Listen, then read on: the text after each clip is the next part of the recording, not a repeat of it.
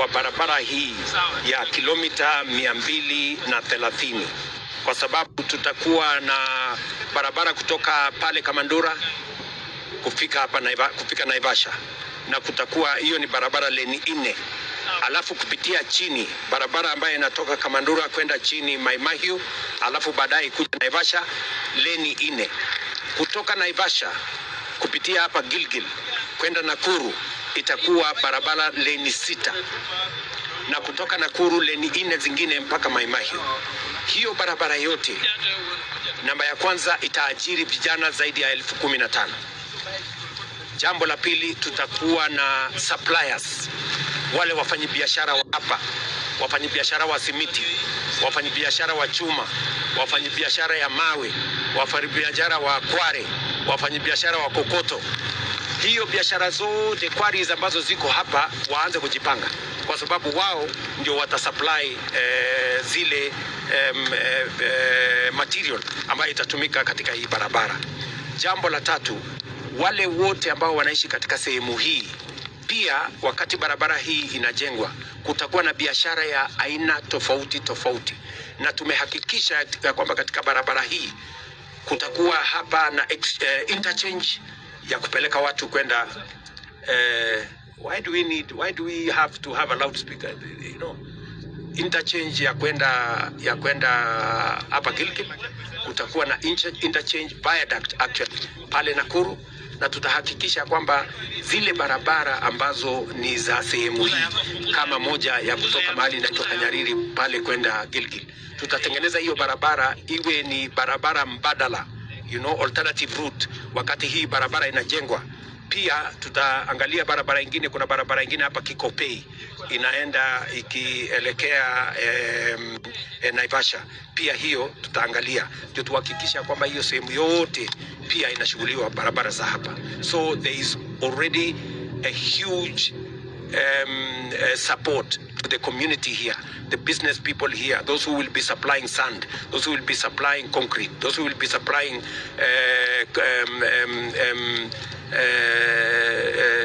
stones, those who will be supplying the quarries around here, the people who are doing business, the suppliers of cement, the suppliers of steel. All those people will be in the equation as we develop this road. It is a road where I have been assured by the contractors 60% at the minimum of all procurement will be done in Kenya. So the local content of 40% will actually move from 40% to 60% to make sure that Kenya benefits as this road, and many communities and citizens living along this road benefit as this road is being built. You have also announced the tarmacking of 20,000 kilometers. 28,000 kilometers of road network. Yes. But the big question in Kenyans' minds is the financing of this tarmacking, owing to the debt question that obviously keeps ringing in our mind. What is your plan generally in terms of financing the construction of these roads? Just for the record, the road you see here, we're not paying a single coin. This road is funded by PPP, private-public partnership, right? The 2,500 kilometers of tarmac that I have said, highway, the 2,500 kilometers of highway will be funded again by the same private-public partnership, innovative financing. The rest of the roads in Kenya, I have already told the people of Kenya, the law was changed. I signed it last week into law that we're going to have a national infrastructure fund. The National Infrastructure Fund is going to get funding from our budget, from proceeds of privatization, from royalties of our natural resources, and leveraging on that from the private sector.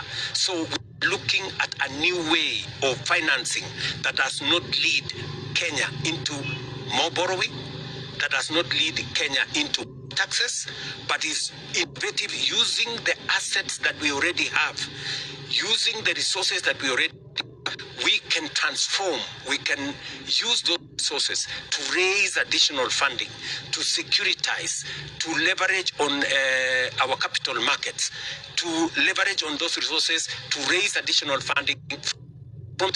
We have a lot of resources in the sector. But unless you have an instrument, a mechanism, an agile, tool for you to use in leveraging the private sector, you will not be able to achieve the resources that will transform this country. And that is why I am very clear in my mind.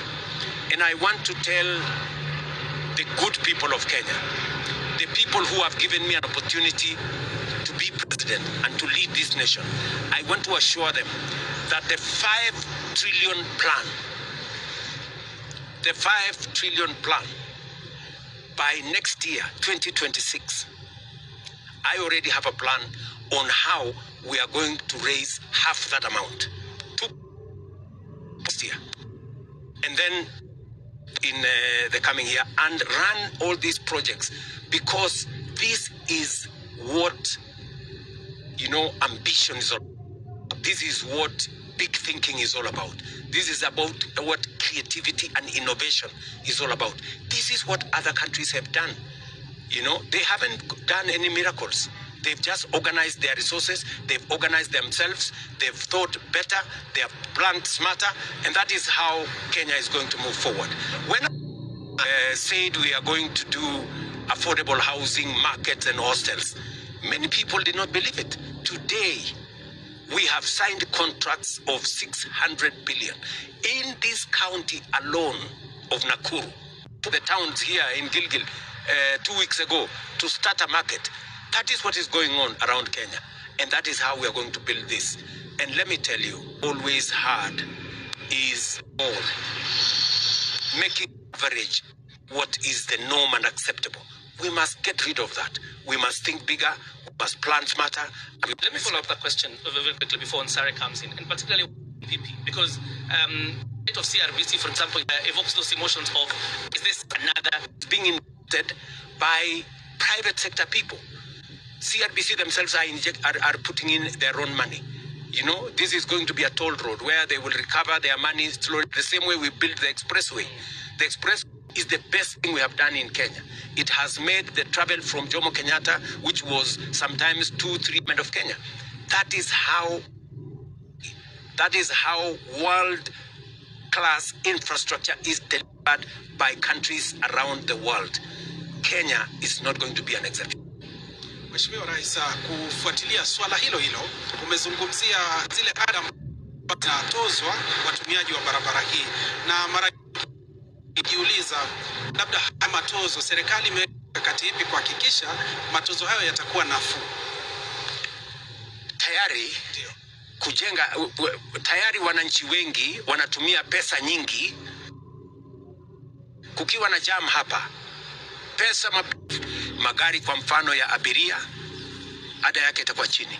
Magari ya mizigo ndio watalipa zaidi. Na hiyo ni desturi ama mpango inayoendelea duniani kote. Mahali popote unaona barabara nzuri, highways zimejengwa, they are always built on account of private-public partnerships, on the basis of tolling roads, because a road is not a cheap thing. A road is a very important artery and it stimulates the economy, and therefore we have to find a way of financing it. Mheshimiwa, asante sana kwa jibu hilo, na nizungumzie swala lingine ambalo linajitokeza. Labda kuna mpango wa fidia kwa wale labda wataathirika katika mradi huu? Barabara tayari tuko na, we have already a corridor, so there will be no need to move anybody from anywhere, so that does not arise. All right. Your Excellency, you revealed part of your grand plan again when you were in Uganda, and it's good you mentioned about this corridor because it's very important. But you also mentioned about the extension of the SGR all the way to Malaba. Sometimes there have been a sense of hesitation, particularly from the other side, in terms of starting the SGR. What agreement do you have, particularly with the government of Uganda, to ensure that it doesn't just stall at Malaba, it completes the corridor? For your information, I have had a conversation with President Museveni. The government of Uganda is 100% aligned to what we are doing here in Kenya. The extension of the road, dualling of this road to Malaba, already has set the stage for it. When it gets to Malaba, it should go all the way to the border with DRC. We have agreed with President Museveni that as we extend the railway from Naivasha here, and for your information, that exercise is beginning in January. Next year? Yes. In another 2 months, I will be back here because we are already working on how to finance that facility. It will go to Kisumu and go to Malaba. That railway is now going to join what already Uganda have procured on their side, the SGR from Malaba to the border of DRC. So that railway is going to be one transport corridor that's going to open up Kenya, Uganda, South Sudan, Burundi, Rwanda, and DRC. And we are already aligned. A third artery that we're going to build also in consultation with the government of Uganda next year is to extend the pipeline from Eldoret to Malaba to Kampala and again to the border with DRC. That has already been agreed because unless and until we have this infrastructure, our region will continue to lag behind. And Kenya is the catalyst. Once we do it in Kenya, we justify then the rest of the journey into Uganda and into the rest of the East African region. I want to follow up with that question, Your Excellency. The SGR from Nairobi to Naivasha sometimes has been criticized because of the low take-up of cargo and sometimes underutilization. What lessons has government learned to ensure that as we extend the SGR all the way to Malaba, it doesn't become another story of low take-up of cargo and underutilization? Precisely, because the rail ended up in Naivasha, while most of the cargo go all the way to the hinterland of East Africa. That is why the justification we have for extending this road to Malaba to make sense of it, so that anybody who is transporting, instead of having to clear goods twice, you transport the goods from Mombasa to Naivasha, and then you have to make another arrangement from Naivasha, either by road now to Kampala or to the rest of the country. Now it will be a one-way. And we have done the justification for this road, using the traffic, using the cargo that we have that goes to the hinterland of the East African community. And for your information, sometimes cargo once the rail has been built. Mheshimiwa Rais, labda serikali ina mpango upi haswa? Kuna takriban 30% ya barabara ambazo zinahitaji kukarabatiwa humu nchini, si eneo hili tu, katika maeneo mengine. Labda serikali ina mpango upi kuhakikisha tayari tuko na contractors wale wote kwa miaka kwenye contractors wengi walitoka barabara, na tuko na awamu ya pili tumelipa 80%. Tunalipa 20% kabla ya Disemba. Tuko na program ingine ambayo itatupatia another 120 million yenye itasukuma ujenzi wa barabara zote sasa zimeanzishwa. Lakini vile vile kupitia kwa program ya National Infrastructure Fund 10% kabla ya Disemba, tuko na program ingine ambayo itatupatia another 120 billion next year yenye itasukuma ujenzi wa hizo barabara zote mpaka zikamilike by 2027. Hizo barabara zote ambazo kwa sasa zimeanzishwa. Lakini vile vile kupitia kwa program ya National Infrastructure Fund tayari nimeambia wizara wafanya mapping ya kilomita zingine 28,000 ambazo tutaanza next year wakati tume roll into action National Infrastructure Fund. So from next year Wakenya wataona barabara mpya zikitangazwa kupitia kwa ile program nao tutakuwa nayo na hazina tutakuwa nayo maalum ya National Infrastructure Fund, kwa sababu pale nyuma pesa zetu, na pia tuchanganye hiyo pesa na pesa ya private sector. Watu wa private sector wengi wako tayari kushirikiana na serikali tukiwa na mpango, na ndio sababu tumetengeneza bank ama fund ya National Infrastructure Fund. Na Mheshimiwa, umezungumzia swala hilo kwa undani zaidi, lakini tunafahamu fika mara nyingi wakandarasi unapata kwamba wameanzisha mradi wanachelewa kukamilisha. Labda ni mikakati imewekwa kuhakikisha yule mwanakandarasi ambaye amepewa hiyo kazi anaitamatisha na anakuwa accountable? Unajua, ukijenga barabara kutumia budget ya serikali isipolipa yule mwanakandarasi anasimama, kwa sababu hana mpango mwingine. Ya private sector, watu wa private sector wengi wako tayari kushirikiana na serikali tukiwa na mpango, na ndio sababu tumetengeneza bank ama fund ya National Infrastructure Fund. Na Mheshimiwa Rais, umezungumzia swala hilo kwa undani zaidi, lakini tunafahamu fika mara nyingi wakandarasi unapata kwamba wameanzisha mradi wanachelewa kukamilisha. Labda ni mikakati ipi imewekwa kuhakikisha yule mwanakandarasi ambaye amepewa hiyo kazi anaitamatisha na anakuwa accountable? Unajua, ukijenga barabara kutumia budget ya serikali isipolipa yule mwanakandarasi anasimama, kwa sababu hana mpango mwingine. Tumebadilisha sasa kwamba ujenzi wa barabara utakuwa ni serikali inachangia kiasi, lakini yule pia ambaye anajenga hiyo barabara kupitia kwa private public partnership pia na yeye atachangia sehemu. Jambo la kwanza. Jambo la pili, kupitia kwa program ya National Infrastructure Fund, ile pesa tulio nayo kama ni 20% ya ile barabara tutaifanya, kwa sababu sasa tutakuwa na hazina which is agile. Sasa kupitia kwa ile hazina tuta leverage pesa kutoka private sector, ndio contractor awe na pesa ya kutosha mpaka hiyo barabara ikamilike. So we will have not only the resources to start the road, but under the National Infrastructure Fund we will have clarity on the start and the finish of every infrastructure that we develop, whether it is a road, whether it is an electricity line, whether it is a dam. We will have sight, because we will use our own resources to leverage resources from the private sector to make sure that we have resources to start and finish every project. In the past, when you use resources only from your budget, when the resources from the budget is limited, then that is how roads stall, that is how dams stall.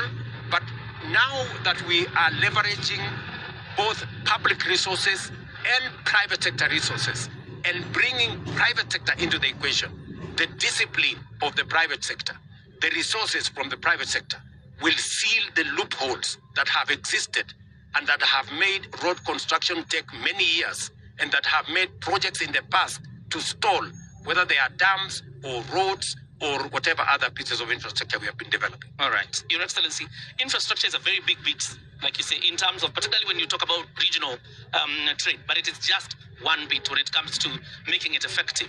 The question is, as a region, how are you going to deal with the issues of corruption at border points, inefficiency in customs, and those problems of non-tariff barriers that have been inhibiting trade, particularly in this region? You have said it correctly, that infrastructure is not the only thing.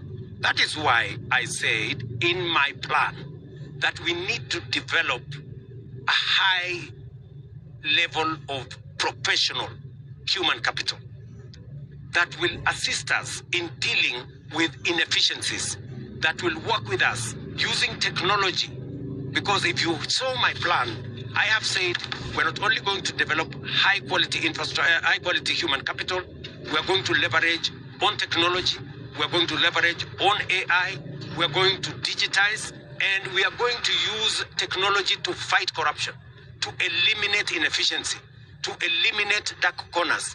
Because once the whole processes of government, and that's what I have done for the last 3 years, digitize all government services so that we eliminate transactions in cash, we eliminate subjective judgments by individuals. We are now currently going on to e-procurement so that government procurement is in the open. There is no tender in the dark. There is no corruption. There is no favoritism. There is no underhand dealings. That is how we are going to take this country. And that is why in my plan I said human capital is going to be a very big part of my plan. Digitization is going to be a very big part. Leveraging on technology, bringing on board AI is going to be a very big part of technology. But that's not also just what is enough. I have also said that we also are impeded sometimes by matters to do with energy. How much energy do we have? We have said we're going to develop another 10,000 megawatts of energy. We have the instruments to do it. We have been doing it in terms of public-private partnership, leveraging on power purchase agreements. We need to think bigger. And finally, I have also said that we have to be a net exporter of goods, services, and products from Kenya. As we talk today, on one thing alone, on food, we are importing 500 billion. We first need to plug that. And that is why I'm insisting that we need to develop water harvesting, water storage infrastructure, dams, micro dams, mega dams, mini dams, to make sure that we grow enough food and we become a net exporter of many things, because we already have the markets. We have a market in Europe, which was open to us last year, a market of 450 million people, 26 countries. We have a market in the United States. We have a market in China, and we have the biggest market in Africa, the Africa Continental Free Trade Area. We must leverage on those markets to drive our economy, to drive the transformation of our agriculture, and combine all the things I have told you, from agricultural transformation to increase our exports, from human capital development, to make sure that we leverage on technology, to be efficient, to be effective, to reduce corruption, making sure that we have transport and logistics, our roads infrastructure, highway infrastructure, seaport infrastructure. I have told you that next year we're going to advertise for the construction of a new airport at Jomo Kenyatta International Airport, making sure that we have energy to be able to drive new technology. That power is going to power county aggregation and industrial parks, all our markets, all our special economic zones, all our export economic zones, to make sure that our manufacturing, our industrialization moves to the next level. Because if we do not manufacture, if we do not add value, we will not create jobs for the next generation. That in the next 30 years, when I will be 90, I want this country to be a first world country. All right, Your Excellency, I want to follow up very quickly because we are almost winding up. You mentioned about the co-owning of the Kenya pipeline with Uganda. Again, also private investors are allowed in. You've had your critics accuse you of auctioning national strategic assets. How do you respond? You know, those people are small thinkers. You know, the pipeline is not going to leave Kenya. The pipeline is a Kenyan asset, but we can leverage on that asset to do much more than the pipeline. The pipeline is already doing a service for us. You know, the pipeline is, if you compare the dividends that we get from having the pipeline, they are way smaller to the benefits we can get by leveraging on that asset to build new assets. The resources I am talking about that will be used for development of infrastructure will come from assets like the Kenya pipeline. And Uganda is going to pay for it. Private sector is going to pay for it. Ordinary Kenyans are going to own part of it. What, don't you want to own a piece of Kenya pipeline? Every Kenyan wants to own a piece of Kenya pipeline. They will be making money to the extent of the ownership they make. But it will free resources for government of Kenya to develop other assets. We have an asset in Kenya pipeline, but we can use the asset we have in Kenya pipeline to develop another 3-4 assets as big as Kenya pipeline. That is the innovation. That is the broad, bigger thinking that needs to go into this. Mheshimiwa Rais, umezungumzia hilo swala kwa kina, na hivi sasa tunapozungumza katika uongozi kamilifu, I have to go. Ndio tunakamilisha Mheshimiwa Rais. Katika uongozi kamilifu lazima kuna wale wanaunga mkono na kuna wale ambao wanapinga miradi mbalimbali. Labda viongozi ambao wako katika mradi huu na miradi mingine, ungependa kushirikiana nao kivipi, au mpango upi uko nao katika kufanikisha miradi kama hii? Umesema vizuri. Ndio. Kuna wale wanaunga mkono. Ndio. Kuna wale wako na maoni tofauti. Na kuna wale wanapinga. Shida niliyoko nayo ni kwamba wale ambao wako sasa hawana maoni tofauti. Ni wakupinga. You know? Wanapinga SHA, hawana maoni tofauti. Wanasema turudi ile ya NHIF ambayo ilikuwa na watu milioni 7. Tumefikia watu milioni 27. Wanasema turudi ile ya zamani. Wanapinga funding model. Wanasema turudi ile ilikuwa imefunga universities zetu karibu 20 ilikuwa bankrupt. Wanasema turudi huko. Wanapinga barabara kama hii. So mimi ningependa kusema ni Kenya ni nchi ya demokrasia. Kama ya Ruto, serikali ya broad based iko na sera ya kujenga barabara, ya kujenga reli, ya kubadilisha mfumo wa elimu, ya kuweka new funding model, ya kupunguza gharama ya production, kupunguza gharama ya fertilizer, ya kuwa na universal health coverage. Tafadhali tafuta sera mbadala, uzia wa Kenya. Lakini hawa ambao tuko nao sasa hawana sera mbadala, hawana mpango mbadala, hawana agenda mbadala, wanapinga. Hapo sasa ndio Kenya yarudi nyuma. We need a brand of leadership that looks at a plan, and sometimes you must admit if a plan is good, even if you are in a different formation, you should have the fortitude and the courage to say this is a good plan. And if it is not a good plan, propose an alternative plan. But don't just oppose. The problem we have is that we have people today, if you listen to them, what are they talking about? One term. Kasongo must go. What is Kasongo? One term must go. What is it about? It's about William Ruto. It's about a person. It's about the next election. You know, that is how we fail as a nation. If the whole of your political psyche is about a person, is about the next election, where are the people of Kenya? Where is the next generation? I would want to persuade colleagues, leaders like myself, in other formations, please, this is our country. Let us make it better. If you think my plan is good, develop a better one and tell the people of Kenya. Let us avoid the politics of ethnicity. Let us avoid the politics of personality cults. Let us avoid the politics of division and negativity. This is our country. We will either rise or sink together. So don't think that if you sink William Ruto or if you sink the next guy, you will be anywhere. Let us be positive about Kenya. Even if you don't like the next guy, think about your country. And therefore, I'm asking leaders, and I am prepared, I am willing to work with leaders from across the divide. I have said, I have discussed the plan I have with members of parliament, governors, citizens from across the political divide. I have discussed this plan with the former prime minister. I have discussed this plan with the former president. I have discussed this plan with whoever is willing to listen to what I have to say. And it is a plan that I am very passionate about because I have the opportunity to be the leader of our nation today, and I do not want to let the people of Kenya down. And for your information, I have set a very high bar for myself. Why? Because I am building on a foundation that has been set by others.